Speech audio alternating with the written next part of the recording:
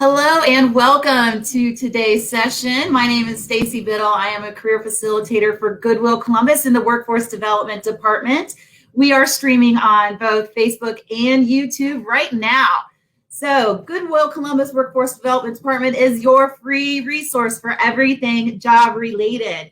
Are you looking to change a job right now? Need a little assistance in their career search? Are you looking for a new job? Just entering the workforce? Or maybe need some training, we can help. Just reach out to us at that right there, our email and our phone number, and we will connect you with a career consultant. So today I am very happy to introduce our guest. Our guest is Jennifer Sharp. We are going to be talking about what employers look for in potential candidates and what really can make someone stand out from the crowd. So this is Ms. Jennifer Sharp. She is the Administrative Services Manager for OSU Physicians. Thank you so much for joining us today, Jennifer. Oh, pleasure to be here. Thank you for having me. Awesome. So how about you start off by tell us about yourself, your experience and your position within your company. So I am the Administrative Services Manager at OSU Physicians, which is a glorified title for super support person. Generally, this type of a position does require a degree, whether it be administration in business or management. However, with multiple years of experience and skill set enhancement, you can actually get this position. So usually it does require some level of support to higher level executives, but you're also in charge of managing all administrative services. So it could be courier mail services, it can be procurement, it could be adherence to contracts. In addition to all that, it's facilities planning, tenant improvement. I also coordinate for our board of directors, which is about 33 members, 20 of which are clinical department chairs over at the Medical Center for Ohio State University. So it's a very all-encompassing position. I've been doing this type of work for over 30 years. So anything in administrative support or supervisory would obviously get you into this type of a role. Awesome. And how many years have you been involved in the hiring process? Well over 15 years. I've been in this position for 8 years. And in my previous position, I also helped secure new candidates in various roles and sitting in on interviews for various levels of employment. So I've been actively involved in hiring for quite some time. Awesome. Thank you. Yeah. I'm excited to hear your expertise and help us out. All right. So tell us about your company and your company's mission. So we are affiliated with the Ohio State University Wexner Medical Center. So the physicians that are at the medical center are dual employed. They're dual employed as a physician as well as an educator in the College of Medicine. So my company at the corporate office, we are in charge of managing all of their human resources, their financing, their budgeting, information technology and security, HIPAA compliance, coding, anything that is really the back end of a physician. They see the patient, we do everything else at my company. So our mission is in alignment with the medical center and improving people's lives through innovation and research, education, and patient care. So it kind of is overarching. We have some sub values and sub mission statements, but we do align with the medical center with that regard. You have a pretty big job. Yeah. All right. So let's start with giving some advice to some people who are looking for jobs and how they can stand out from a crowd. So as a part of the hiring process, what really makes a candidate stick out to you? So first and foremost, resume. Me being an administrative type of position, I immediately look for misspellings. I look for marginal errors. I look for bullets. I look for no more than 2 fonts on a page. I look for verb agreements. So if you're currently employed, all of your job duties should be listed current tense. For previous employers, everything should be in past tense.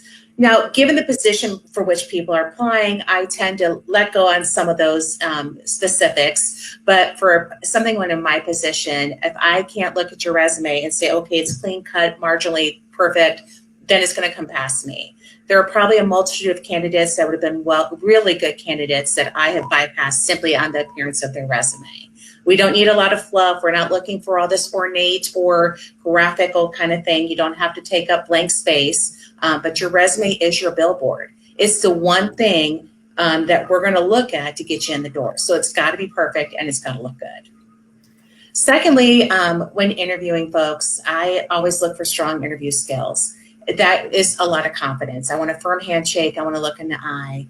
I'm not one to sit and ask questions from a typed piece of paper. I engage in conversation. I believe engaging in conversation, people tend to become more relaxed, more natural. You get to know the person.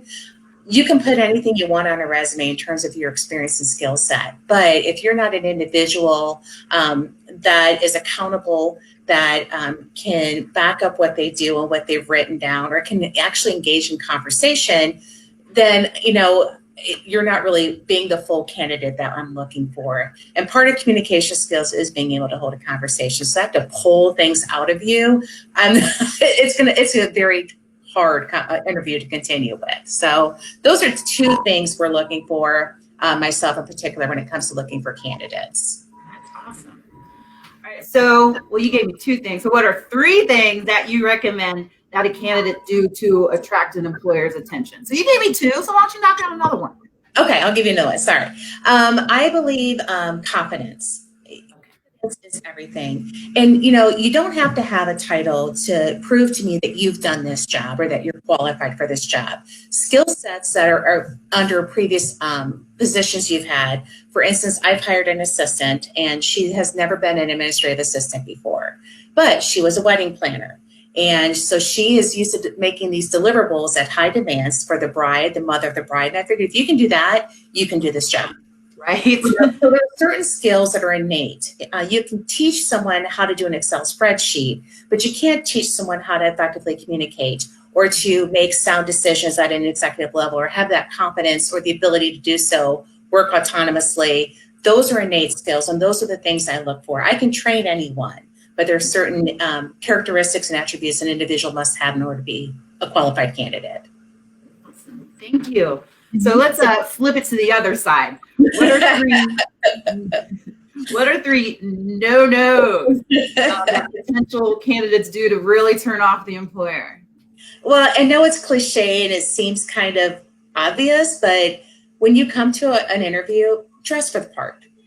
I shouldn't even dress for the interview. Even if you are applying for a custodian's job and you know that the position is not going to be something that outside of jeans or carpenter pants, still show up at the interview in your best dress, because we want to take our candidates seriously. We know that we don't expect you to come in a three-piece suit for that type of a position. Sorry. So sorry, but we do want to make sure that you take yourself seriously, and we'll take you seriously in that regard as well. Resume, again, I cannot stress resume enough. Another no-no is when you come to an interview, just be yourself. You don't need to give us all these fancy words. You don't have to fill it up with fluff. We have interviewed multiple people sitting in that chair. We can cut through the chase like anyone. We know specifically what we're looking for. We can identify, usually within 5 minutes, I know whether or not I have a viable candidate and I want to invite them back for a second interview, just based upon their presence and their responsiveness. And so if you go into an interview and you don't have a presence about yourself, you have a limp handshake, that's a huge no-no. Do never have a limp handshake. And you just don't engage in any conversation. Those are things that are going to immediately turn off your employer in looking for you as a viable candidate. Thank you. Mm-hmm. Is there any other helpful advice you would like to provide job seekers out there, especially during this pandemic? Do not be afraid to go for it. Don't be afraid to go for a position that you feel is out of your realm or out of your experience. Because I will tell you, again, I hired someone with no experience, and I wanted someone like that I could train as I wanted them to be trained. So don't feel that anything is beyond your reach. You don't know until you try. And the worst you can get in return is a thank you, no thank you letter. And that's okay. Also remember that it's not just the employer interviewing you as a candidate. You're also interviewing the employer. It has to be a perfect fit. And as hard as it may be at times to consider an interview and I need that job, but it's just not the right one, don't go for it. Don't put yourself in that position, because you're going to end up leaving it. You're going to be miserable. You're not going to put in 100% at the end of the day. And that's going to affect you as well. I mean, we all want to do good at our jobs, and we want to be proud of the work that we do. And so it has to be a good fit. And I have advised many people that have had experiences with their current employers that, it just has to be, if it's not a good fit for you, then you shouldn't be there. So don't be so anxious to take the person that comes along. Make sure it's what you want, and that's okay to be selective. But particularly with the pandemic, we're looking for people that are flexible. We have deployed majority of our folks to work from home. And of course, that takes some juggling at home, especially if you have little ones or you're a caretaker. Equipment, obviously, you got to be flexible with that. And in the medical field, we are essential employees. So I myself am being deployed to work a shift at a hospital.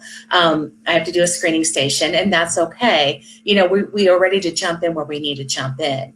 And you may be asked to pick up extra hours, extra shifts. Show that flexibility. In the long run, we're all glad to be employed. And if that means I take on extra hours and I'm taking people's temperature when they come to the hospital and I'm completely PPE'd up, it's okay. I have a job, and I'm very, very thankful for that. So, you know, be eager. Don't take anything less than what you deserve, but don't also have this. There's a fine line of entitlement as well, so be careful with that. But just make sure you're flexible, because we need it. It's so undetermined right now what's coming ahead of us, and so we need our staff to be ready to jump in and do what we need them to do, ourselves included. That is some really powerful advice, Jennifer. Thank you so much for being with us today. I know that what you said and what the feedback that you gave will help out so many job seekers out there. Great advice. Thank you so much. I know, like, you are crazy busy. So I am going to let you go. And thank you so much again for joining us. Absolutely. Thank you again. Good luck, everyone. Thank you. Well, definitely thank you to Jennifer Sharp again. Such great advice that she shared with us. Again, my name is Stacy Biddle. I am a career facilitator at Goodwill Columbus Workforce Development Department. We are your free resource for anything job related. Remember, we can help you out with your resume. Remember what Jennifer said, your interview skills, all of those are so important, and we can help. Please contact us at the contact information below, and we will connect you with a career consultant. You guys have a great and blessed and safe day. Thanks for joining us.